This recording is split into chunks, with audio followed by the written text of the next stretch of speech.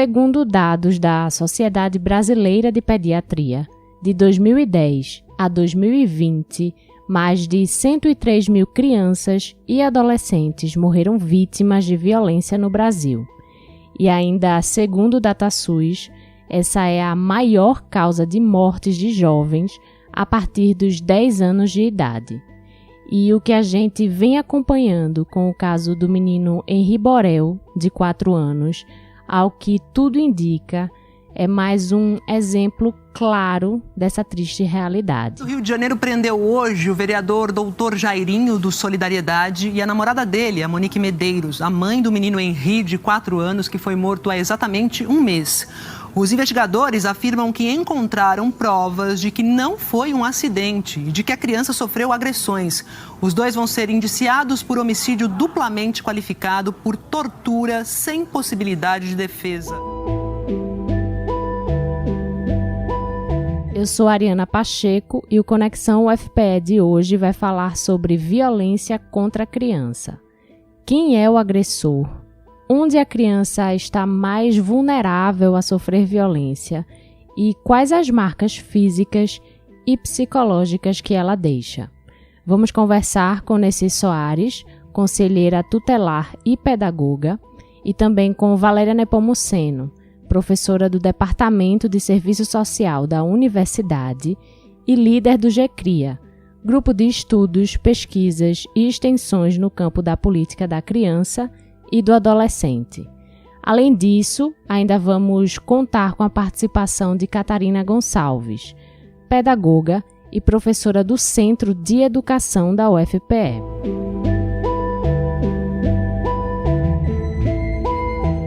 Valéria, normalmente quando a gente fala sobre violência, de uma maneira geral, a gente muitas vezes só pensa na violência física. Mas quais são os outros tipos de violência que a criança pode sofrer? A criança e o adolescente, eles podem sofrer diversas formas de violência, não só a física, mas como a psicológica, a sexual, a negligência, que é a omissão, né? Uma violência também que se fala pouco, que é a institucional, então aquela violência que ocorre no ambiente das instituições.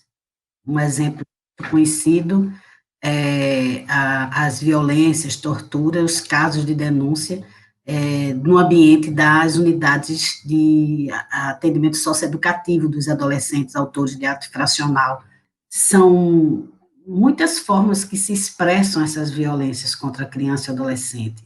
Essas que eu falei primeiro, a psicológica, a física, a negligência, elas estão mais relacionadas a esse ambiente da família, né? E geralmente a gente coloca como expressões da violência doméstica contra crianças e adolescentes.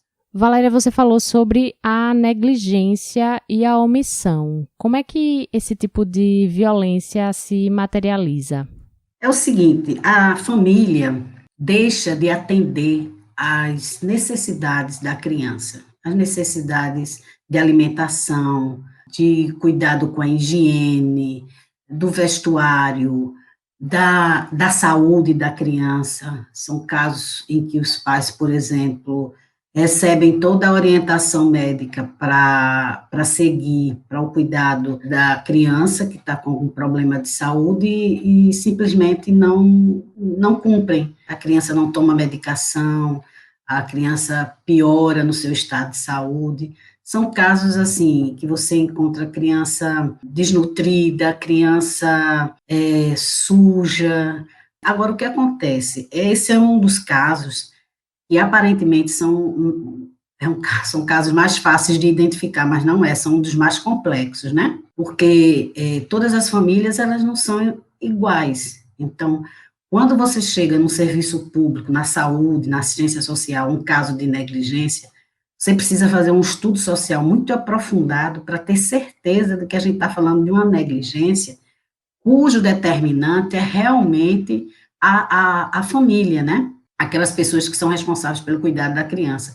Porque muitas vezes a negligência ocorre porque há uma falha na própria política pública que não dá condições dessa família atender aquela necessidade da criança. Então, agora na pandemia, nós temos o aumento, por exemplo, da fome, o problema da alimentação das famílias, das crianças, dos adolescentes.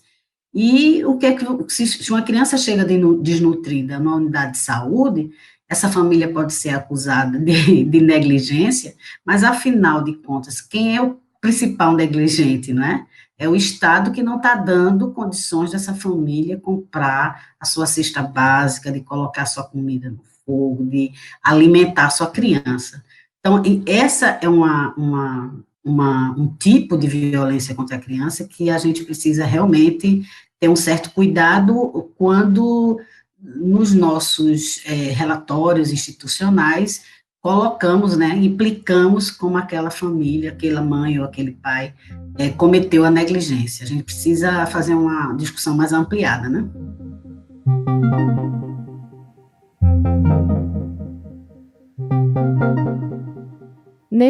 Entre essas violências que Valéria citou, qual a gente pode dizer que é a mais praticada contra as crianças? Falando do contexto, né, que a gente se encontra há mais de um ano nesse contexto de pandemia, né, o Conselho Tutelar ele tem recebido um número muito grande de denúncia de pais que não querem avançar com o tratamento dos filhos que se encontram em unidades hospitalares, pelo fato do medo do Covid. As crianças vão para a emergência e no diagnóstico o médico coloca que é necessário internamento. Então, os pais têm se negado muito em prosseguir com esse internamento por medo das crianças pegarem o Covid nesses hospitais que estão superlotados, né? Isso a gente tem enfrentado, né, enquanto Conselho Tutelar, inúmeras denúncias, porque alguns pais têm abandonado os hospitais. Então, assim, anteriormente, né, a gente tinha um grande número de abuso sexual, né? O Conselho Tutelar ele recebe denúncia de vários atores, né? Dos hospitais, de escola, do Disque 100. Então, assim, anterior ao contexto de pandemia, a gente recebia muita denúncia no sentido do abuso sexual. E hoje, nesse contexto de pandemia, a gente tem recebido denúncia relacionada ao abandono dos pais ou a não aceitação do procedimento de internação em hospitais. E como é que o Conselho Tutelar tem lidado aí com essa questão, né, que se apresentou com a pandemia, de pais se negando a deixar os filhos no hospital para tratamento? Na realidade, essa é uma problemática que não tinha sido vivenciada, né? Nunca a gente viveu uma pandemia nessa proporção, então não se tem uma resposta pronta, né? A gente está discutindo com a rede, né? A gente chama o Ministério Público, a gente chama alguns atores, né? Levando em conta que a gente, nesse momento, se encontra o Ministério Público em home office, o Conselho Tutelar trabalhando por escala, né? Devido a gente está com um número também grande de conselheiros tutelares infectados, né? Ou que já foram infectados. E então a gente está discutindo essa problemática nova em busca de soluções. Vale salientar que a gente tem que olhar, né, de maneira global, como a professora Valéria estava colocando, né? Não é apenas a negligência por parte do pai, a gente tem que entender o porquê, né, as causas, o que tem levado isso. Então, isso é uma discussão muito maior, não apenas focal. Mas tem algumas situações que a gente consegue intervir, se comunicar com os pais por telefone, dependendo da gravidade da situação da criança, a gente orientar que a criança necessita do tratamento e que é importante que o pai permaneça, que caso contrário ele pode vir a responder medidas judiciais por esse fato. Então, a gente sempre procura manter o equilíbrio, né, nessa relação e buscando solução, mas isso é uma solução que precisa ser coletiva e não apenas pontual. E na tua vivência, como conselheira tutelar, atendendo crianças vítimas de violência, normalmente, quem é o agressor? Normalmente, pai, né, está muito no vínculo familiar, né? Normalmente o pai sempre está bem presente, né? As mães, às vezes irmãos. Esse ciclo de violência, ele está muito no ambiente familiar, até porque a gente vive uma cultura muito violenta, né? A gente precisa desassociar a questão do educar a disciplinar fisicamente, né? Então, a gente precisa mudar isso na cabeça das pessoas para que a gente possa ter uma sociedade mais racional, uma sociedade que dialogue mais, porque a gente tem vivenciado isso no seio familiar. Normalmente as violências acontecem e assim, começa numa simples palmada, e isso vai tomando uma proporção maior e daqui a pouco as pessoas perdem totalmente o controle. Pois é, eu queria até fazer uma pergunta relacionada a isso. A sociedade da gente normaliza muito a questão da palmada, né? Se você dá uma palmada com o intuito de educar a criança. Mas essa palmada, Valéria, já se caracteriza como violência?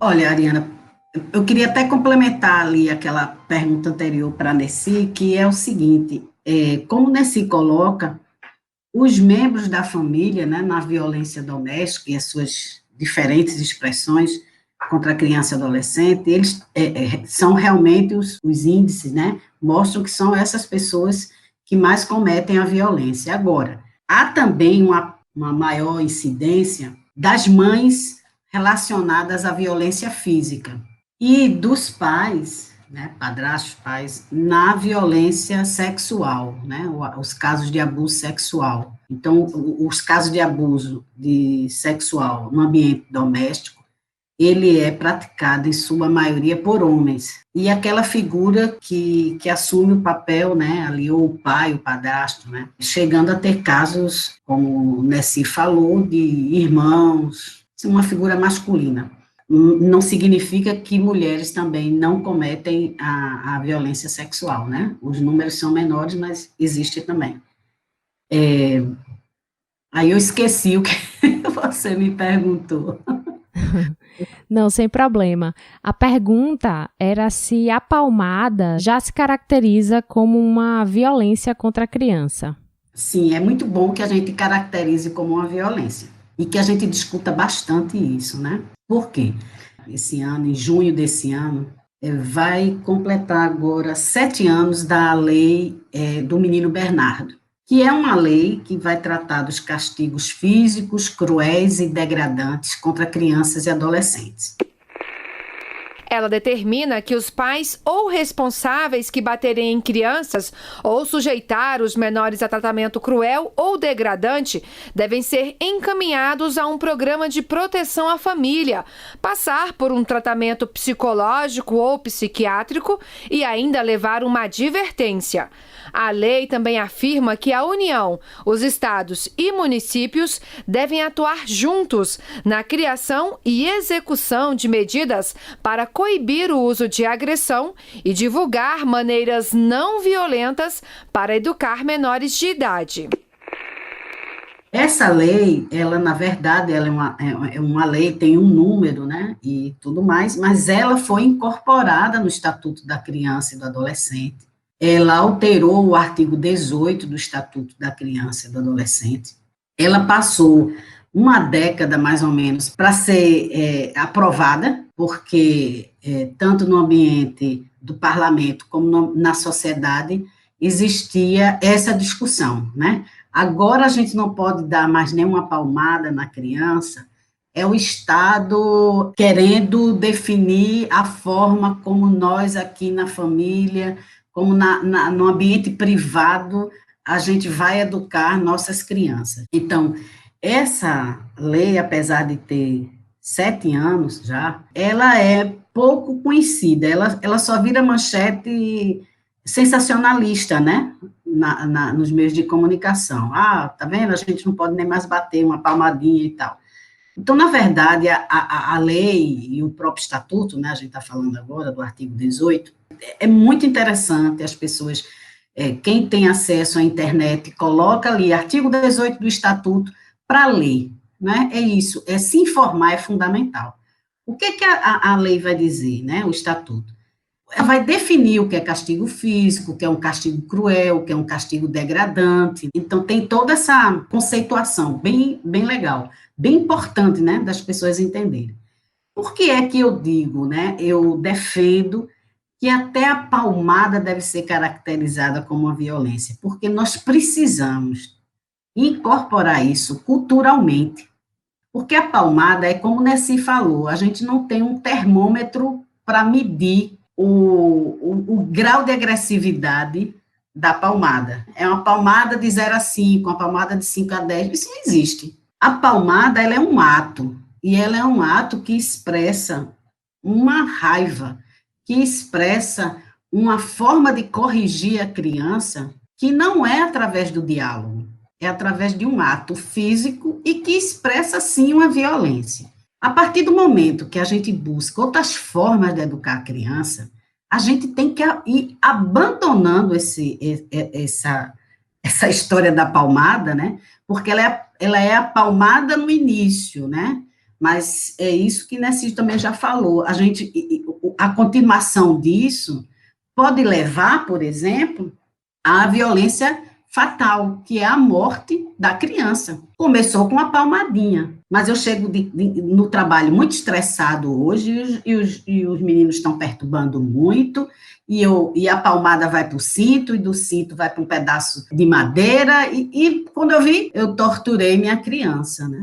E isso pode chegar até, num outro momento, eu continuo, e isso pode chegar até a morte da criança. Então, o que a gente está comunicando à criança é que há um problema instalado ali, há um comportamento dela que não é aceito, há alguma situação de conflito, e que eu vou resolver esse conflito através da agressão física, da violência física. E o que é que eu estou também comunicando para essa criança? Eu estou comunicando para ela que essas situações de conflito, de divergências, elas devem ser resolvidas com a violência. É isso que eu estou dizendo à criança. Eu sou o adulto, eu que tenho o dever de proteger aquela criança e uso da violência para corrigir, para educar. Está vendo que isso está errado, minha gente? A gente nem precisava ter tanta divergência com relação a isso, né? Então, a gente teria que dizer, vamos discutir metodologias para educar a criança sem precisar bater, é isso que a gente tem que focar, porque as famílias não sabem, elas aprenderam também a se relacionar com as crianças e educar as crianças usando a violência, gritando, não é só batendo, é gritando, é xingando a criança, menosprezando a criança, e isso traz consequências para a vida toda dessa criança, né?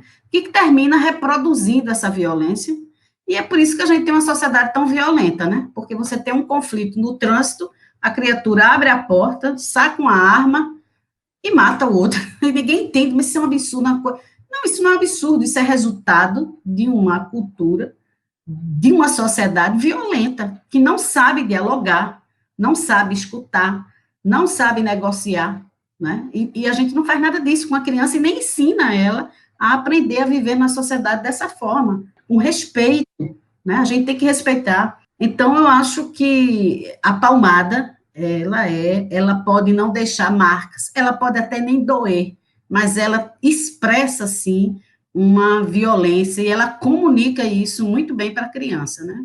Verdade, professora Valéria. E assim, nesse contexto de pandemia, os conselhos tutelares de Recife têm sentido essa realidade, né? Essa falta de diálogo entre a família. As crianças deixaram de ir para a escola, né? Pelo fato da pandemia. Então, a gente teve esse 1 ano e aproximadamente, né, sem aulas.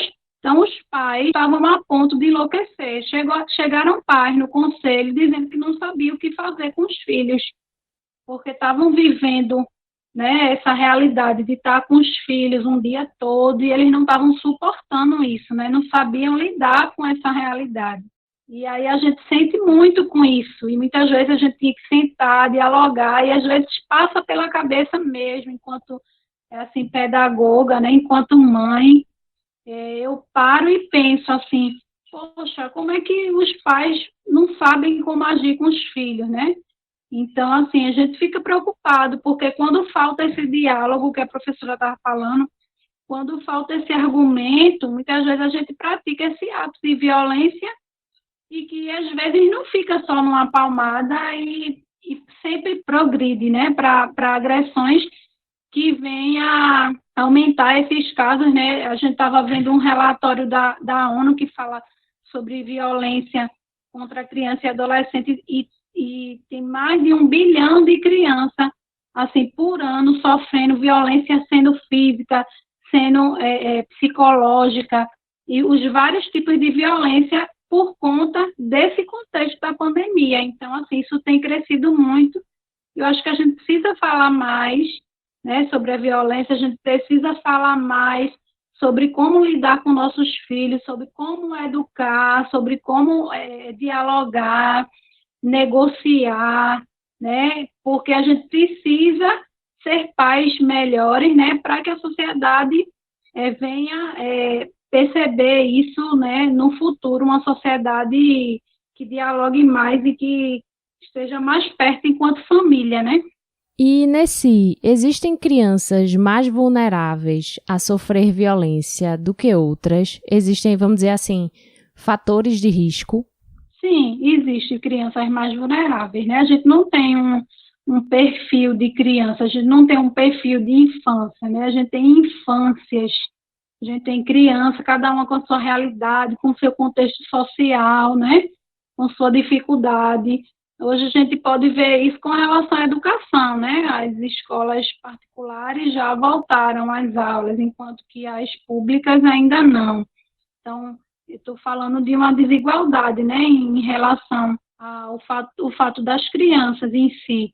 Então, assim, essa questão da vulnerabilidade, ela favorece muito, né? E a gente tem crianças atendidas aqui no Conselho Tutelar que ela vem de famílias históricas de vivência de rua, de semáforo, de sinal. Então, assim, já é quase que uma cultura, todo o ciclo, né? Já tem mais de uma geração que vivencia isso. Então, nessa realidade, nessa vulnerabilidade, as crianças estão expostas ao abuso sexual, expostas ao uso, né, de drogas, à aliciação por parte de adultos. Então, assim, essa exposição, essa vulnerabilidade, ela favorece e muito a questão do abuso, da violência. Você fala no sentido de uma vulnerabilidade socioeconômica, né? A vulnerabilidade socioeconômica que vai trazer consigo, né, a vulnerabilidade afetiva, né, da presença, do afeto, dos papéis na família, né, que vai gerar com isso outras violações, né, junto com a carência socioafetiva também.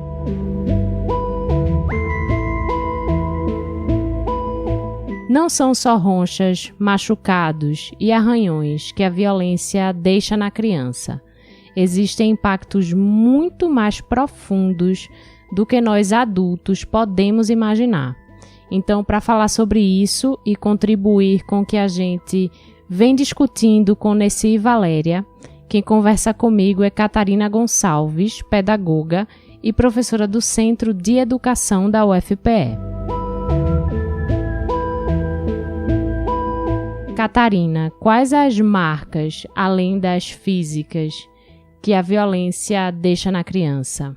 É muito bom a gente poder pensar sobre isso, sabe, Ariana? Porque a gente vive num país, o Brasil ainda é um país, infelizmente, que naturaliza práticas de violência contra crianças e adolescentes e reconfigura essas práticas de violência muitas vezes como práticas educativas, por exemplo, né? Então, a gente ainda vive num país que, embora desde 2014 a gente tenha uma lei, né, a Lei Menino Bernardo, que proíbe o uso de castigos físicos ou qualquer tipo de tratamento cruel ou degradante Mas a gente tem uma Constituição Federal que, desde 88, diz que nenhuma pessoa, né, deve ter sua dignidade violada, e a violência contra a criança é um atentado à dignidade. A gente tem o Estatuto da Criança e do Adolescente, que desde 1990 protege o direito das crianças e determina, não é, que todos os adultos devem manter as crianças a salvo de situações humilhantes, vexatórias e degradantes, mas mesmo assim, a gente ainda tem no Brasil uma cultura de legitimação de atos violentos contra crianças e adolescentes. E isso é muito lamentável por diversas formas. Primeiro porque qualquer forma de violência é um atentado à dignidade humana, Ariana, então a gente não pode conceber nenhuma forma de violência, porque todas elas, né, em suas formas mais variadas, são formas de atentado à dignidade humana. Segundo porque a violência, ela é usada contra a criança e o adolescente, na maioria das vezes, de forma muito covarde, porque quando esses mesmos adultos que praticam violência contra a criança e adolescente vão resolver seus conflitos com outros adultos, eles não fazem uso das mesmas estratégias, então é algo restrito para as crianças e para os adolescentes, sobretudo para as crianças, né, que são as maiores vítimas de violência, e na maioria das vezes, infelizmente no Brasil, a violência contra a criança é praticada por quem deveria protegê-la. Né? Então, os casos de violência contra a criança no Brasil são prioritariamente praticados por alguém com quem essa criança tem um vínculo estreito, familiar, de parentesco, direto ou correlato. Então, pais, mães, padrastos, madrastas, tios, avós. Então, são os grandes perpetradores das violências contra as crianças. E aí, quando a gente pensa em toda essa relação, né, que é muito complexa, Ariana, da relação de violência do adulto contra a criança, né, que já é uma relação covarde do ponto de vista, né, social, mas que também traz uma violência que se potencializa justamente por ser perpetrada por alguém que deveria proteger a criança.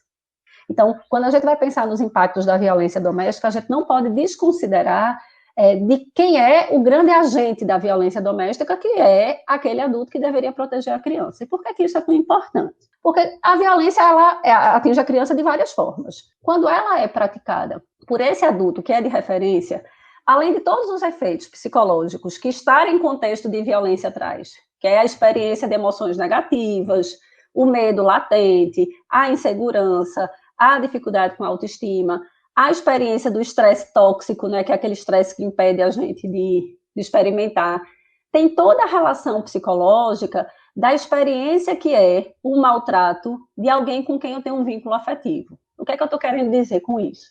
Eu estou querendo dizer que a criança, sobretudo as menores, e que são as mais vulneráveis ainda, Ariana, quanto menor a criança está mais vulnerável, por incrível que pareça, né? Ela observa o mundo e entende o mundo a partir do olhar desse adulto. A criança, ela não nasce dando sentido a tudo, né? A criança nasce para aprender como é que ela existe e como é que esse mundo funciona.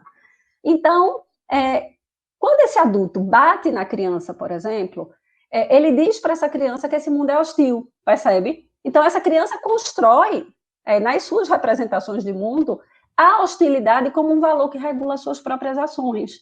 Então, as crianças que são vítimas de maus tratos, elas tendem a reproduzir esses maus tratos nas suas relações com outros. Então, tem muitos estudos que associam comportamentos mais antissociais na escola com práticas de maus tratos na família. A criança que sofre maus tratos, ela vive experiências de estresse tóxico, então desenvolve ansiedade, fobia, medo excessivo, e isso tem impacto no desenvolvimento cognitivo, por exemplo, porque é muito difícil a gente pensar que alguém possa aprender sobre estresse, né, sobre o estresse latente tóxico, que a gente chama. Uma criança que sofre maus tratos recorrentes, ela tem dificuldade nas suas relações com as outras pessoas, e isso não é algo que encerra na infância, pelo contrário, é algo que perdura a vida inteira. Então, tem estudos já mostrando, né, as relações entre maus tratos na infância e dificuldades relacionais na vida adulta, por exemplo, em casos de casamento e etc. Então, os impactos dos maus tratos, a gente tem impactos diretos, que são corporais. Então, por exemplo, se a gente for pensar no caso desse menino, né, do Henri Borel, que leva à morte, E a gente tem impactos que são das outras ordens, que são das ordens emocionais, sociais, relacionais, e que a violência atinge diretamente todas essas perspectivas de desenvolvimento, já que o ambiente no qual a criança está inserida é determinante desse desenvolvimento e a violência ela é um fator impeditivo de um desenvolvimento saudável. E qual o impacto para a criança de levar uma palmada? Porque culturalmente isso é muito aceito na nossa sociedade como um mecanismo de educação, que as pessoas dizem, é uma palmada educativa. E muitas vezes essas pessoas não acham que isso tem um desdobramento mais profundo na criança. Acho que a gente primeiro tem que romper com expressões, né, que vão legitimando. Então, não existe palmada educativa, toda palmada é violência, né? E aí, primeiro eu tenho que entender que eu não posso, porque existe legislação que protege o direito das crianças. Se eu não consigo entender isso, que é muito primário, eu preciso ir entendendo, pelo menos, e me sensibilizando em relação à criança. Do ponto de vista do desenvolvimento moral, Ariana, a violência ela é muito nefasta, no sentido de que os pais acreditam que ao dar uma palmada, eles ensinam os filhos, quando na verdade eles apenas coíbem por medo o comportamento inadequado. Isso significa dizer que a criança deixa de agir daquela forma, não porque ela compreendeu o que ela não sabia e, portanto, errava, mas porque ela tem medo da palmada. E aí, quando essa palmada deixa de existir, esse comportamento retorna em outras instâncias também. Então, a criança começa a apresentar comportamentos dissimulados, a fazer cálculo de risco. E o que é mais grave, né? A criança não tem oportunidade de pensar, do ponto de vista moral, sobre qual é a infração, né, que aconteceu. Deixa eu dar um exemplo melhor para ver se eu me torno mais clara. Vamos pensar dois irmãos que estão se xingando. E aí um chega e diz assim, mãe, ele me chamou disso. E a mãe vai lá e dá um tapa no que xingou, tá? O que está em jogo quando um irmão xinga o outro, né? Quando um irmão xinga o outro, o que está em jogo é o desrespeito. O que uma criança precisa aprender para parar de xingar? Ela precisa aprender que o respeito é um valor inegociável. E quando ela xinga o outro, ela fere a autoestima do outro, ela fere a dignidade do outro. E, portanto, ela não pode, ela tem que se sentir mal, do ponto de vista afetivo e pessoal, por ter causado mal no outro. Quando a mãe bate, ela não pensa em absolutamente nada disso, Ariana. Ela apenas pensa no castigo físico e abandona esse comportamento, não porque entendeu o desrespeito que está em jogo, mas porque tem medo do castigo. Então, começa a calcular o risco. Quando a mãe está, ela não xinga, quando tem alguém vendo, ela não xinga. Mas ela não aprendeu o mais importante, que é legitimar o respeito enquanto valor. Quando a gente dialoga, quando a gente conversa, quando a gente questiona, quando a gente problematiza, quando a gente favorece a empatia, mais do que regular o comportamento, a gente está regulando o que move o comportamento, percebe?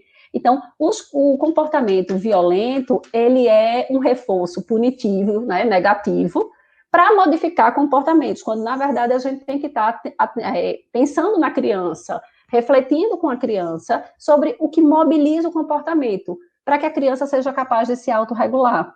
Quando a gente fala de desenvolvimento moral, por exemplo, a meta que a gente quer do ser humano, né, a nossa expectativa diante do ser humano, é que ele atinja a autonomia moral. O que é autonomia moral? É ser capaz de se autorregular por valores. Então, eu olho o mundo e digo, poxa, isso não, porque isso fere o direito de outro. Então, vamos pensar a vacinação. Porque eu quero muito me vacinar, mas por que eu não posso furar a fila? Porque eu preciso pensar na coletividade, no bem-estar e não sei o quê. Por que tem gente que vai lá e fura a fila? Porque não tem ninguém vendo. Esses comportamentos mais heterônomos, Ariana, são muito influenciados por essas práticas educativas mais violentas ou mais coercitivas, que não nos levam à reflexão. Fica sempre na perspectiva do controle, mas o controle não dá conta de tudo. Eu, como mãe, não estou junto dos meus filhos o tempo inteiro. O meu controle coercitivo não vai levá-los a atitudes morais quando eu não estiver. E a violência, ela entra nesse escopo. Por isso que a gente sempre fala que a forma educacional mais eficiente que favorece a autonomia moral é o diálogo, é a sanção por reciprocidade, ou seja, a criança ter que reparar algo que ela infringiu, o favorecimento de mostrar para a criança que ela pode coordenar pontos de vista, ou seja, o que é que seu colega está sentindo, o que é que você vai fazer para que ele se sinta melhor. Então, há uma série de estratégias educativas muito mais eficientes para que a gente coloque no lugar de práticas violentas, né? Além de elas serem criminosas. Catarina, como a gente consegue identificar que uma criança está sofrendo violência? Porque muitas vezes a criança não verbaliza isso, né? E também muitas vezes, quando a criança verbaliza, o adulto não acredita, não leva em consideração. Eu acho que primeiro o passo é a gente, enquanto adulto, Ariana, acreditar na criança, né? Então, a criança, ela pode falar com palavras e a gente tem que dar ouvido. Obviamente, eu não estou dizendo aqui, né? Porque a criança tem, sim, uma leitura de mundo que difere da gente, e às vezes a fantasia faz parte, sim, da leitura de mundo da criança, mas é preciso estar atenta para a forma como ela se coloca. Então, além de falar com palavras, o que nem sempre ocorre, a criança demonstra que sofre violência por outros comportamentos, né? Por outras linguagens, muitas delas corporais.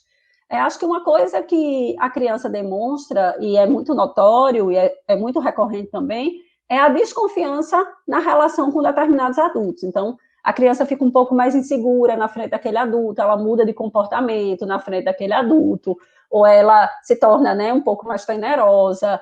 A criança fica naquele estado de alerta, de tensão mais constante. Outra coisa muito recorrente é a alteração no padrão de humor.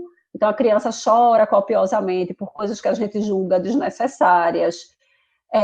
Fica com receio. Então, por exemplo, a criança sofre violência doméstica do padrasto, e aí fica com receio quando a mãe sai. Então, sempre que a mãe sai, não quer que a mãe saia, e aí fica aquele discurso, esse menino está muito mimado, a gente tem que ficar atento com relação a isso. Outras crianças, né? Porque não são efeitos assim, todas as crianças se comportam da mesma forma, né? Então, tem outras crianças que vão demonstrar, justamente porque recebem comportamentos agressivos na relação com as outras pessoas. Outra coisa muito recorrente, Ariana, que tem acontecido na contemporaneidade cada vez mais, né? São comportamentos que a gente chama autodestrutivos. Então, são automutilações, roer unha de forma, assim, bastante, né, comprometedora até da própria mão, ficar um pouco mais tímido, ficar um pouco mais submisso, aceitar tudo também, né? Então, são casos que a gente vai percebendo e que a criança vai dizendo com esse corpo que está sofrendo e que a gente precisa ir lendo, compreendendo, amparando, para ir entendendo o que está acontecendo. E uma vez observados esses comportamentos e confirmado que a criança sofreu violência, como é que a gente lida com essa criança de forma, vamos dizer assim, a tentar restabelecê-la? Eu acho que a primeira coisa que o adulto precisa fazer é confiar na criança, né? Confiar na palavra da criança, porque a criança fica muito insegura. Sobretudo, Ariana, se quem pratica os maus tratos é alguém confiável, né, alguém respeitável, que é muito recorrente, né? Então, a gente está vendo agora um caso específico em que um vereador, um médico, né? Então, são pessoas que na sociedade constroem representações até de admiração, né? Então, a criança fica insegura, porque dificilmente ela é creditada, porque na nossa cultura também tem essa ideia de isso é coisa de criança, né? Então, acho que o primeiro passo é que é fundamental o adulto dar voz à criança, dar credibilidade à criança e reconhecer o sentimento da criança. Porque, por vezes, há também minimização desse sofrimento, sabe, Ariana? Alguns adultos, até porque você, né, descortinar a violência doméstica da família, mexe com as estabilidades sociais da família. Então, às vezes, o agressor é o provedor.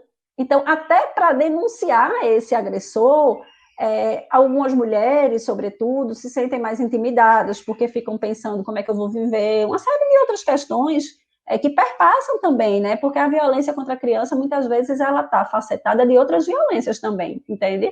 E aí eu acho que é reconhecer o sentimento dessa criança e trabalhar com essa culpa, porque a criança, ela normalmente também é responsabilizada pelos maus tratos que ela sofre. Basta você observar, né, quando uma criança apanha, tá, a mãe dizendo, você que faz isso, eu tô batendo em você porque você fez isso, etc., quando, na verdade, o adulto tá batendo na criança porque ele não sabe outra forma de resolver o problema. A criança nunca é merecedora, mas, normalmente, o abusador, né, aquele que pratica a violência, culpa a criança. Então, a criança ainda sai dessa violência sofrida e com culpa.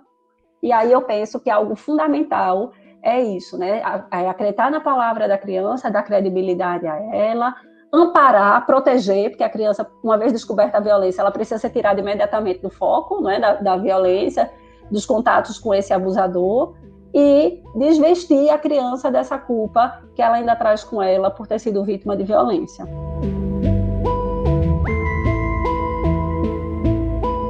Catarina, muito obrigada pela tua contribuição nessa nossa conversa de hoje. Agradeço demais. Eu também, se precisarem de qualquer coisa, eu estou à disposição.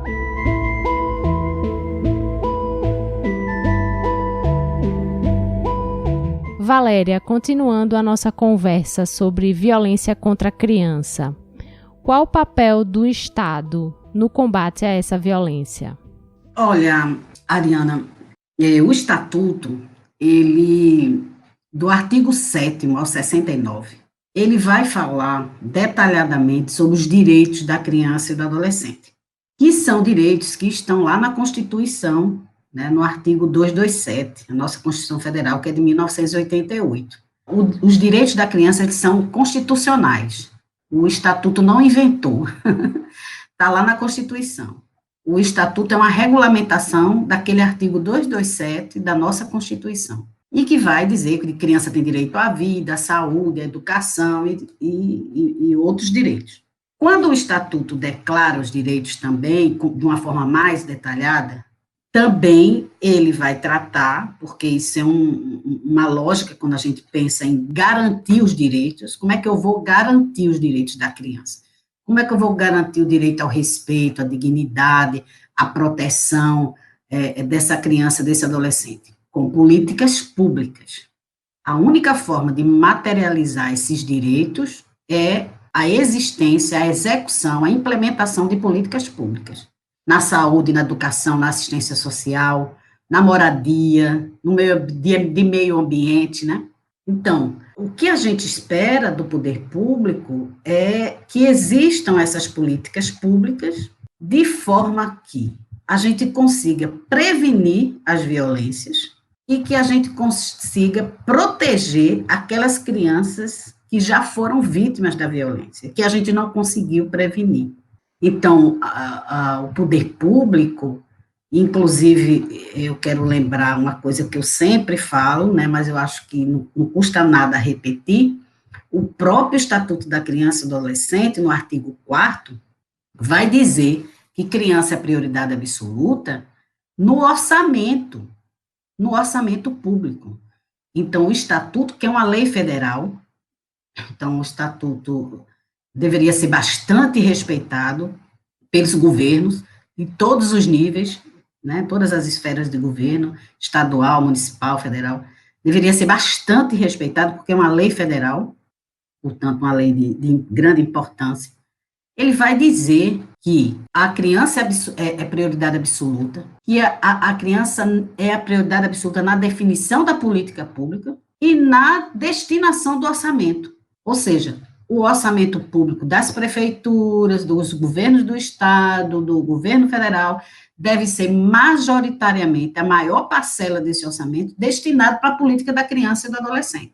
Como a gente nem tem conhecimento do orçamento, porque essa informação a gente não tem, no máximo a gente tem notícias da previsão do orçamento para a criança e adolescente. Agora, o que de fato é gasto nos orçamentos, a gente não sabe.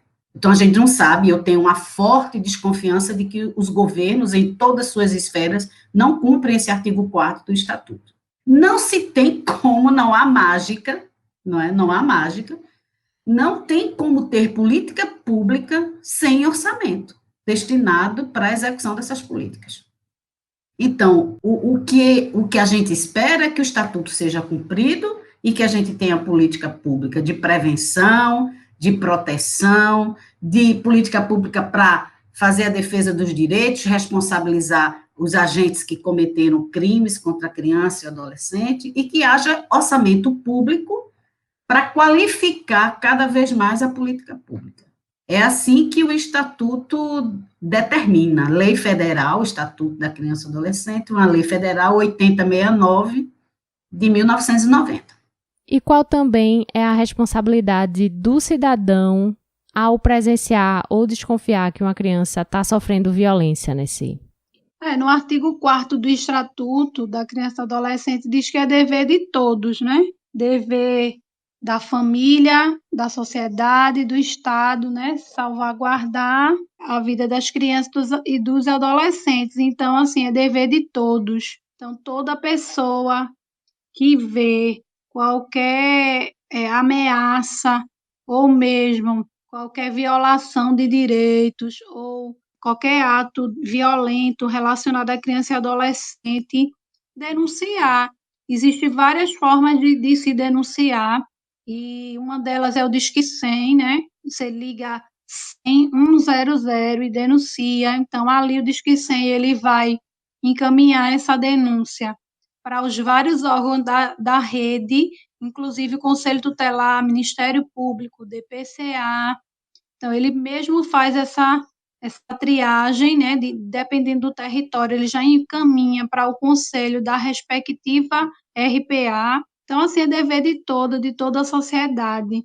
Mas, assim como a professora Valéria estava colocando, né, o dever do Estado, a gente, enquanto conselheiro tutelar, a gente fica muito desacreditado, e até mesmo uma das funções do conselho tutelar é fazer esse levantamento, assessorar o poder executivo, né, levantando as demandas. Então, hoje a gente tem mais de 3.000 entre crianças e adolescentes fora da escola, né, crianças e adolescentes perdendo a infância. Então, assim, foi anunciado para Recife, para 2024, zerar o número de crianças da espera por creche. E aí eu vi que o pessoal estava comentando sobre esse assunto e feliz. E aí fiz uma colocação que não me sinto feliz, porque a necessidade que a gente tem é para hoje, é para agora. Então, a gente tem um déficit de 2016 até agora, 2021, déficit de oferta de vaga. 1.800 vagas a menos foram ofertadas em Recife. Então, no contexto desse de pandemia, que deveria ser mais. Por que eu estou colocando isso? Porque aí, com isso, muitas crianças só têm alimentação porque vão à escola, né? Então, isso está ligado também a essa situação de vulnerabilidade, a essa situação de violência sofrida por essas crianças. Então, assim, está na hora de a gente levar realmente o Estatuto da Criança e Adolescente a sério e priorizar criança e adolescente.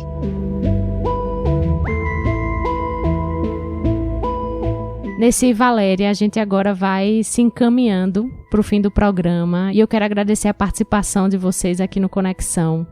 Eu quero agradecer, né, a oportunidade de estar aqui com vocês, também com a professora Valéria, né, que eu sou fã, ainda não conheci presencialmente, mas a gente já teve em alguns eventos juntos, né? A pandemia ainda não deixou a gente se conhecer, mas já admiro bastante, e agradecer a você e ao programa também a oportunidade de estar aqui compartilhando um pouquinho sobre criança e adolescente e conselho tutelar. Também quero agradecer o convite e queria aproveitar esse final do programa para dizer que a sociedade, né, tem uma importante responsabilidade, e as pessoas, né, a gente fala a sociedade, fica tão geral que às vezes fica, né, indefinido. Não, as pessoas, né, precisam entender que a denúncia, ela faz cessar a violência e previne novos casos de violência, porque às vezes você denuncia uma pessoa e você está dando a oportunidade para que outras crianças não venham sofrer a violência que aquela pessoa pratica, né? Então, como Nessi colocou, tem o Conselho Tutelar, você pode procurar, a delegacias de polícia, o Disque 100, tanto o Conselho Tutelar como a própria delegacia de polícia, há um canal de denúncia anônimo, em que você não precisa se identificar, precisa trazer as informações mais detalhadas possíveis, né? E é muito importante, os casos de violência contra a criança e adolescente também tem a responsabilidade nossa, ao conhecer, suspeitar suspeitar de um caso e não fazer a denúncia, porque o estatuto, como Nancy falou, deixa bastante claro. Você não é polícia para fazer investigação se aquilo é uma violência ou não. Mas se você suspeita, você tem a obrigação, né, de fazer a denúncia. E eu acho que todo mundo tem que contribuir e muitas vezes é essa denúncia que salva vidas, né, as vidas das crianças e dos adolescentes.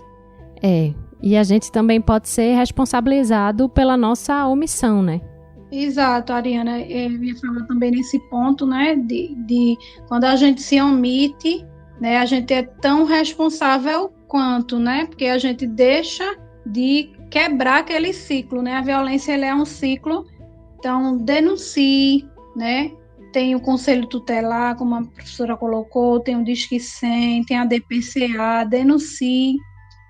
Você não precisa se identificar, como a professora também já colocou, e é importante a gente reforçar, não tem como lhe identificar, pode ser completamente anônimo, então faça isso, porque vai ser muito importante, a gente vai acabar com esse ciclo de violência.